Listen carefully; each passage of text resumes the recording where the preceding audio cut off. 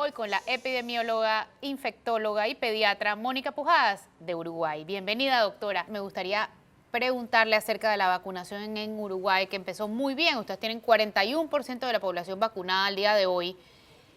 Pero ¿qué pasa con los casos? Era un ejemplo de país, un país ejemplar. ¿Qué ha pasado en el camino? ¿Qué cambió? Buenos días, Flor. Muchas gracias por la oportunidad de poder intercambiar con amigos de un país hermano como es Panamá algunas informaciones y opiniones. Uruguay, desde que comenzó la epidemia en nuestro país, que fue el 13 de marzo del 2020, desarrolló una estrategia de, por un lado, centrando en la capacidad de testeo. Se desarrollaron en el país técnicas para poder hacer test de PCR rápidamente y seguir los casos y los contactos de la enfermedad. Por otro lado, se desarrollaron también estrategias de seguimiento y se reforzaron todo lo que fueron los sistemas de salud.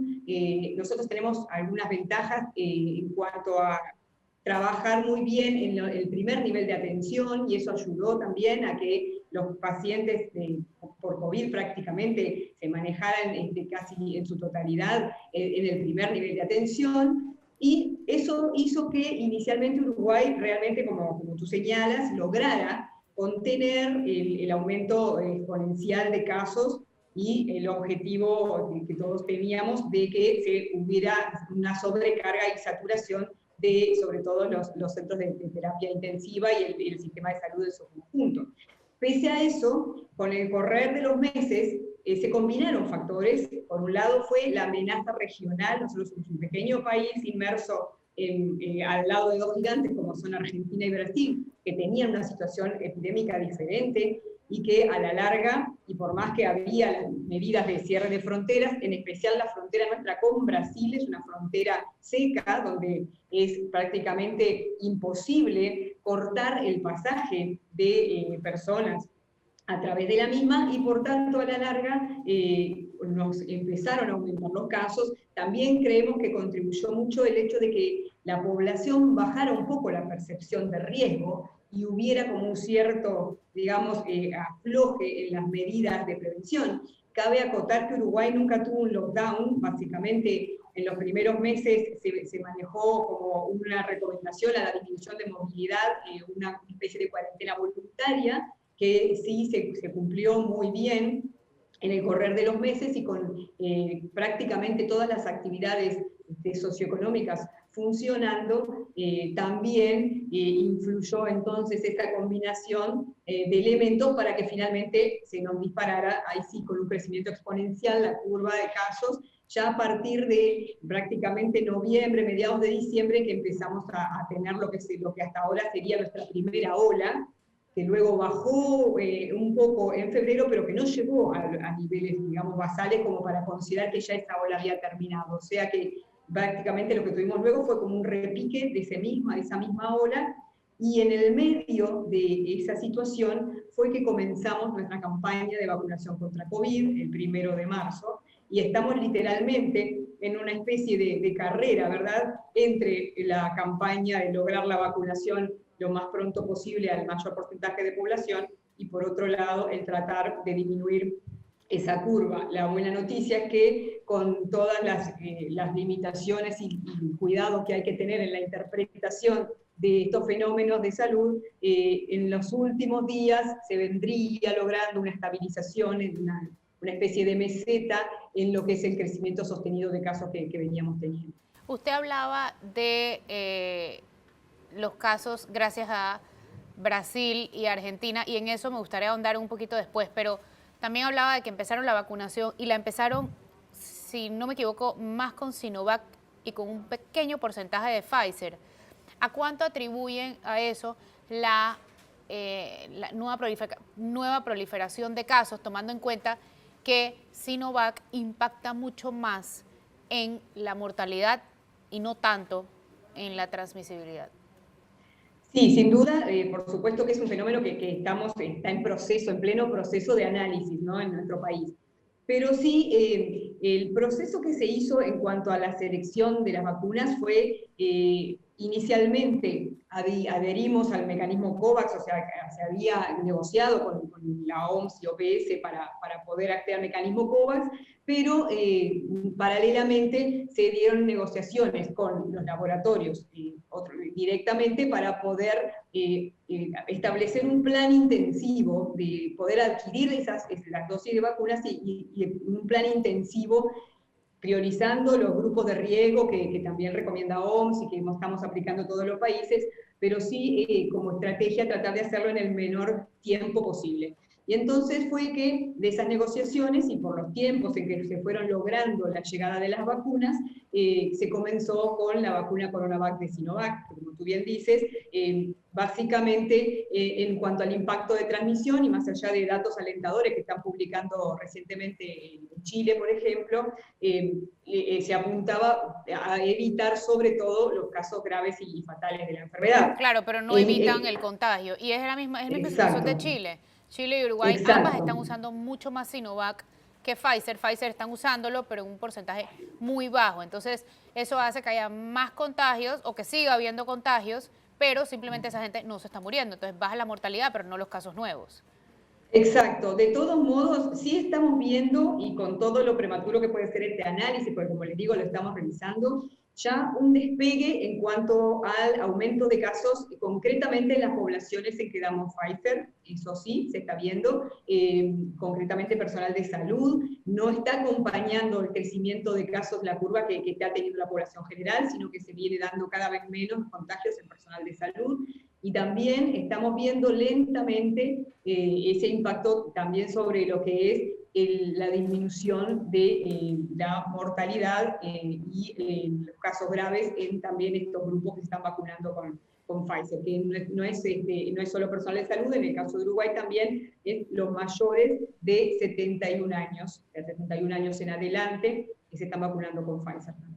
Ok, entonces en este momento los casos nuevos son mayormente de personas no vacunadas hasta el momento o vacunadas con una sola dosis. ¿Tiene usted las estadísticas que digan eso? Porque en Chile era el mismo caso, ¿no? O sea, los casos nuevos eran de personas jóvenes que no han recibido la vacuna porque ellos van bajando por edad. Entonces, primero quiero preguntarle los casos nuevos de ustedes, ¿cuáles son las particularidades de estos nuevos casos? Y segundo, ¿cómo ha sido el plan de ustedes vacunar? ¿Es por edad o por comorbilidades?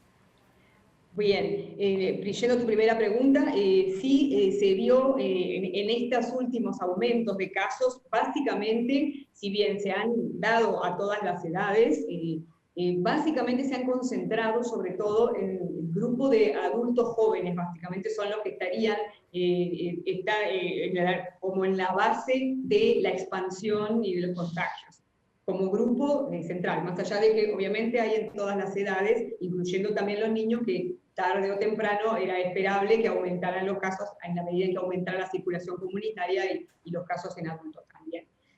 Con respecto al plan de vacunas, hubo que hacer una ingeniería en cuanto a lo que era el diseño inicial de los grupos objetivo según el riesgo, los criterios de riesgo por exposición, como en el personal de salud, o criterios de riesgo de mortalidad, como pueden ser los adultos mayores o las personas con comorbilidades, y también personal esencial, que se incluyó también en una situación bastante inédita a la personal de la educación, que de hecho terminó siendo en nuestro país personal esencial de la educación y policías, militares, los primeros grupos que comenzaron la vacunación. Porque como le decía, tuvimos que hacer esa ingeniería entre, por un lado, contemplar estos grupos objetivos bien diseñados con la disponibilidad de las vacunas a las que se iba accediendo. En nuestro país llegó primero CoronaVac de Sinovac, que estaba destinada justamente a estas poblaciones, a personas más jóvenes y a personal esencial, personal de la salud, que ya estaba diseñada para ser vacunada con Pfizer, comenzó una semana después de que se había empezado el resto de la población. O sea que se fue dando eso en plazos cortos, pero que hizo que no fuera tal vez tan a rajatabla el plan inicial que por supuesto tenía personal de salud primero, grupos mayores de 70 primero. Se fue Pero adaptando. bueno, Entonces, Usted mencionó algo importante y son los docentes. Vamos a tener que ir a cambio comercial ya, pero cuando volvamos quisiera empezar con esa pregunta. Los docentes Perfecto. y cómo les fue con la apertura de clases, cómo eso incidió en los números. Vamos a un cambio y ya volvemos. Esto de Flor Mizrachi pregunta, hoy con la infectóloga y epidemióloga pediatra Mónica Pujadas de Uruguay.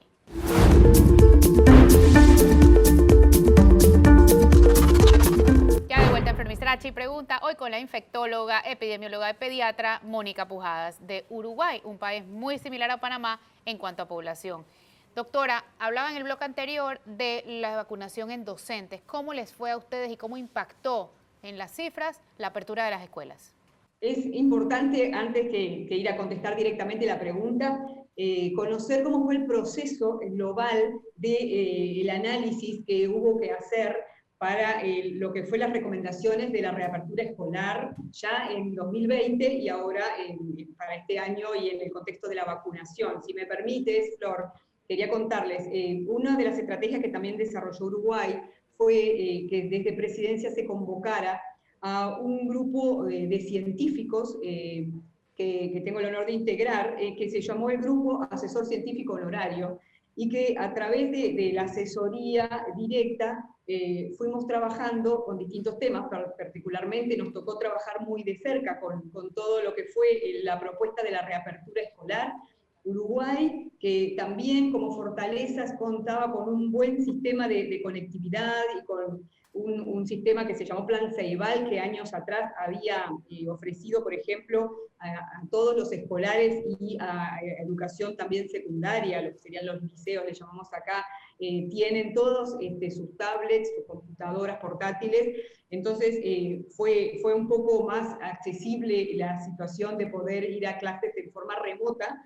De todos modos, por todo el análisis que se hizo en cuanto a la dinámica de transmisión de los niños y adolescentes, y por otro lado, todas las consecuencias que todos sabemos que tiene el cese del programa educativo, por un lado, pero también todo lo que hace al hecho de que los niños se queden confinados en sus casas, etcétera, hizo que rápidamente se pudiera avanzar en el 2020 a el volver a las clases presenciales, y se fueron dando distintas reaperturas basadas un poquito en lo que era la dinámica en ese momento de la transmisión y de la transmisión comunitaria de casos, y a su vez seleccionando por áreas. Por ejemplo, comenzamos con las escuelas rurales, la presencialidad, y luego avanzamos a las urbanas, y se logró realmente demostrar que las sucesivas aperturas no impactaron en la curva epidémica durante el año 2020. Incluso cuando comenzamos con nuestra primera ola, como les decía, en diciembre de 2020, estaban en pleno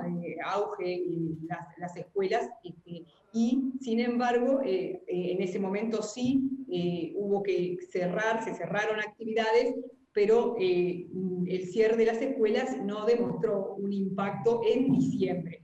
Diferente fue la situación que nos pasó este año, cuando en marzo se comenzaron las clases presenciales.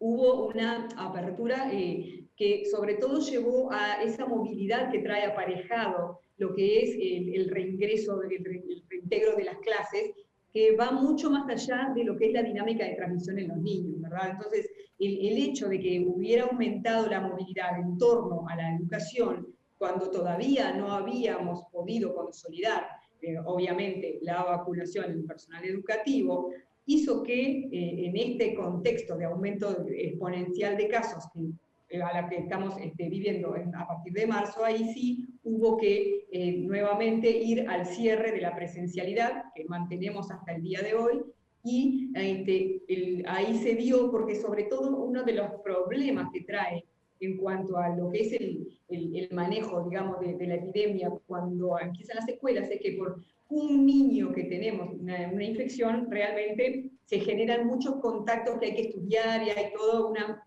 movilización en cuanto a la atención. Para que quede claro del análisis que hemos podido hacer, en cómo nos fue, digamos, con la educación y la pandemia, sí se pudo demostrar que fueron, dentro de todos los brotes que aparecieron en el país, en la proporción de brotes en centros educativos siguió siendo bastante baja. En general, los brotes que más contribuyeron al aumento de la curva seguían siendo los brotes familiares. o en centros laborales, pero no tanto en centros educativos. Y tampoco hubo casos demasiado elevados de contagios de niños a personal educativo, sino que en general los niños que tuvieron infección o el personal educativo que tuvo la infección lo adquirió fuera del centro educativo. Eso es un concepto importante. Más allá de eso, obviamente se mantiene el momento del cierre hasta que el contexto epidemiológico sea más favorable. ¿Cómo ha ido transcurriendo las medidas de toque de queda y cuarentena, restricción de horarios, de movilidad en Uruguay? Acá no tuvimos en ningún momento un lockdown, no tuvimos toque de queda, no tenemos. De hecho, sí hay, digamos, una propuesta, una disposición a que voluntariamente se restrinja la movilidad. Sí se fomentó todo lo que fuera el teletrabajo, tanto en el sector público como en el sector privado, y también sí se determinó acortamiento de los horarios, por ejemplo, en todo lo que es comercio de alimentación, o se suspendieron, por supuesto, los espectáculos públicos, y también, como decíamos, el cierre de las actividades educativas y de los Pero en el día a deportes día podían seguir amateurs. movilizándose, según entiendo. Sí, Doctora, sí, exacto. ¿Uruguay está poniendo 2 dosis a los recuperados o solo una? Por el momento están poniendo 2 dosis. Sí, está en permanente discusión, por supuesto, en la Comisión Asesora de Vacunas, pero por el momento sí estamos poniendo 2. ¿Y están apoyándose para vacunar en la empresa privada o solo lo está haciendo el gobierno? Lo está haciendo el gobierno centralizado, o sea, se centraliza en nuestro sistema de vacunas ya desde hace años. Todas las vacunas las centraliza el Ministerio de Salud Pública, se difunden obviamente en distintos vacunatorios que sí están instalados tanto en el sector público de atención a la salud como en el sector privado. Entonces lo maneja el Pero público, pero lo administran sí, los privados también. lo administran todo, pero siempre regulado por una comisión, que es la Comisión Honoraria de Lucha Antituberculosa y Enfermedades Prevalentes, que es el brazo ejecutor, digamos, de la vacunación. Doctora, ¿cuántas vacunas tienen compradas y cuántas han recibido? La estimación, digamos, de lo que son las compras es para una población objetivo que inicialmente se considera de 2.800.000 personas, se habla de que se habrían comprado aproximadamente unos 6 millones de dosis. En principio, esa sería la cifra que ha comunicado nuestro gobierno, ¿verdad? Hasta ahora, la población que ha recibido la vacunación de cualquiera de las plataformas que estamos administrando llega a un 33% de la población total, que es un poco más de la población objetivo, el porcentaje obviamente, y con 2 dosis llevamos alrededor de un 12% ya de la población. Vamos a un cambio nuevamente, ya volvemos y seguimos hablando con Mónica Pujadas, infectóloga y epidemióloga y además pediatra de Uruguay. No se vayan.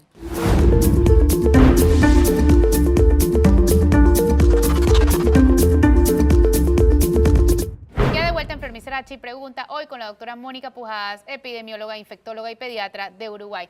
Doctora, en el primer bloque, primera pregunta de hecho, hablaba usted de la relación de los casos gracias a Argentina y a Brasil.